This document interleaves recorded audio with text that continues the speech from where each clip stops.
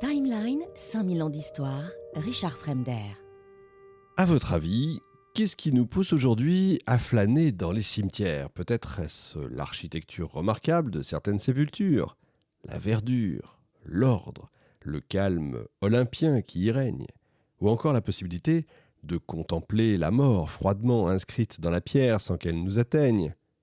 Pourtant, il y a 300 ans, les cimetières étaient de véritables mortuaires à ciel ouvert où les cadavres livrés à la merci des mouches pourrissaient sans la moindre attention. On se souciait d'ailleurs très peu des corps des défunts, seul le salut de l'âme importait.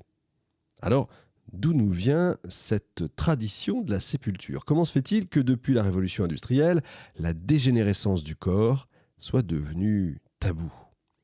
Déjà, sous l'Antiquité, les Romains honoraient les sépultures de leurs défunts avec des épitaphes. Le Moyen-Âge en a décidé autrement. Pendant des centaines d'années, les corps des défunts étaient rassemblés dans des fosses communes au plus près des églises pour bénéficier de la protection des saints. Une fois que les cadavres étaient secs, comme on dit, on excavait les os de la terre pour construire de vastes charniers qui serpentaient entre les cimetières. La mort était une chose familière, apprivoisée. Il arrivait même que des artisans déballent leurs boutiques au cimetière carrément, sans prêter attention aux corps gisant sous terre. Puis l'humanité a commencé à se soucier de sa postérité. Les plus riches réclamaient des sépultures individuelles, de grandes funérailles, des prières pour bénéficier d'un meilleur salut. À l'époque des Lumières, une conscience encore plus appuyée de la mort et de sa finalité émerge. Elle hante les plumes des philosophes comme des médecins. Des superstitions font surface. On craint l'emprise du diable sur les morts.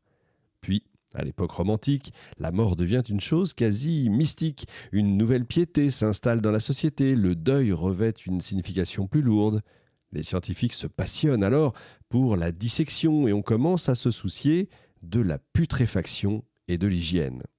Au cours du XIXe siècle, rythmé par l'industrialisation et les progrès en urbanisation, le cimetière devient un lieu de culte autant pour les laïcs que pour les chrétiens. Le culte des tombeaux, qui avait disparu pendant plus d'un millénaire, réapparaît plus fervent que jamais. Un siècle plus tard, la Grande Guerre achève de traumatiser des nations entières qui ne parviennent plus à appréhender la mort avec la même piété. Au cours de cette émission, nous allons voir comment le sens philosophique de la mort s'est métamorphosé à travers les siècles et nous méditerons sur l'idée que nous accordons à notre propre mort aujourd'hui. Le concept de sépulture remonte à l'époque du Paléolithique moyen, c'est-à-dire 100 000 ans en arrière. Homo sapiens et néandertaliens de l'ensemble du pourtour nord et est de la Méditerranée enterraient régulièrement leurs morts. Mais leurs sépultures étaient dépourvues de pierres tombales et d'épitaphes. Plus tard, au Paléolithique supérieur, Homo sapiens, encore nomade, se met à pratiquer des gestes funéraires particuliers. Des archéologues ont retrouvé, par exemple, des traces de dépôts de mobilier, de parures ou d'ocre même autour de certaines dépouilles. Ce n'est qu'à partir du néolithique que les humains se sédentarisent et fondent des villages en communauté. Du coup, cette sédentarisation a un impact évident sur les pratiques funéraires. Petit à petit, les morts, initialement enterrés à l'intérieur ou à proximité des maisons, sont séparés des lieux de vie et regroupés dans des nécropoles. Dès le 5e millénaire avant notre ère, les premières sépultures monumentales sont dressées en pierre et en terre. Prenons par exemple le tombeau néolithique de Newgrange, dans la vallée de Boyne, en Irlande du Nord. Il s'agit d'une tombe collective bâtie sous un tumulus aplati de 80 mètres de large sur 13 mètres de haut. Une œuvre colossale et tout à fait mystérieuse parce que chaque 21 décembre, lors du solstice d'hiver, un rayon de soleil pénètre dans la chambre mortuaire pendant seulement 15 minutes. Évidemment, ce phénomène a donné lieu à beaucoup de théories astronomiques. Quoi qu'il en soit, cette nécropole affirme la volonté archaïque de vouloir marquer une séparation entre le royaume des morts et celui des vivants. Cette règle était fermement établie au cours de l'Antiquité. Il fallait empêcher les défunts de hanter les vivants. À Rome, la loi des 12 tables interdisait d'enterrer quiconque à l'intérieur de la cité. Tout cadavre devait être enterré dans les cimetières construits sur le bord des routes, comme la Via Appia par exemple à Rome ou la nécropole des Aliscamp à Arles. Il en va de même dans la loi chrétienne. On sait que l'archevêque de Constantinople, Saint Jean Chrysostome, incitait la communauté des croyants à ne jamais élever un tombeau dans la ville. Voilà ce qu'il disait: si on déposait un cadavre là où tu dors et tu manges, que ne ferais-tu pas? Et pourtant tu déposes les morts non pas là où tu dors et tu manges, mais sur les membres du Christ. Malgré les ordonnances, les morts vont peu à peu rentrer dans les villes d'où ils ont été éloignés pendant des millénaires. Ça commence avec le culte des martyrs dans la culture africaine et chrétienne. De nombreuses familles tenaient à enterrer leurs proches à proximité des sépultures des martyrs. En effet, les ossements des saints étaient réputés protégés des enfers. Dans certains cimetières romains d'Afrique ou d'Espagne, où avait été consacrée une basilique en l'honneur d'un saint, des archéologues ont découvert des amoncellements de sarcophages de pierre sur plusieurs étages. Au fil des siècles, les corps de saints sont à nouveau admis au cœur des cités. On sait que, au moment de la mort de l'évêque Saint-Vaast à Amiens en 540, il a choisi d'être enterré en dehors de la ville.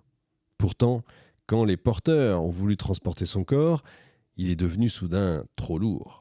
L'archiprêtre implore alors le saint pour qu'il soit porté dans le lieu que le clergé lui avait préparé au cœur de la cathédrale, et aussitôt, le poids du corps se serait allégé.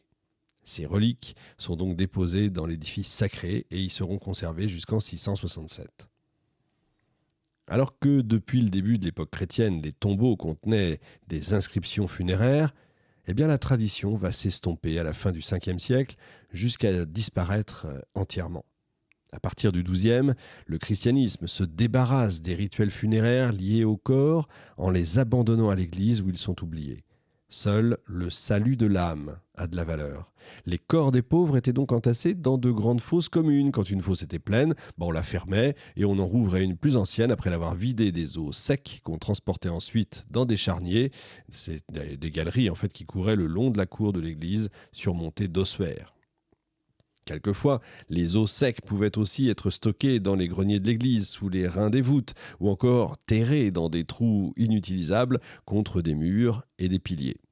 Les corps des plus riches, quant à eux, étaient enterrés à l'intérieur de l'église, sous les dalles de l'édifice ad sanctos, c'est-à-dire avec les saints, proches des saints si vous préférez. Seulement, leurs os finissaient eux aussi au charnier après décomposition. Peu importait la destination exacte des os, l'important était qu'ils gisent proches des saints et de leurs reliques, ou alors à proximité de l'autel de la Vierge ou du Saint-Sacrement où se célébrait justement l'office divin. Cette proximité permettait à la fois de rappeler aux vivants de prier pour les défunts et de se remémorer leur destinée et ce verset du livre de la Genèse. C'est à la sueur de ton visage que tu mangeras du pain, jusqu'à ce que tu retournes à la terre, puisque c'est d'elle que tu as été pris. Car tu es poussière, et tu retourneras à la poussière.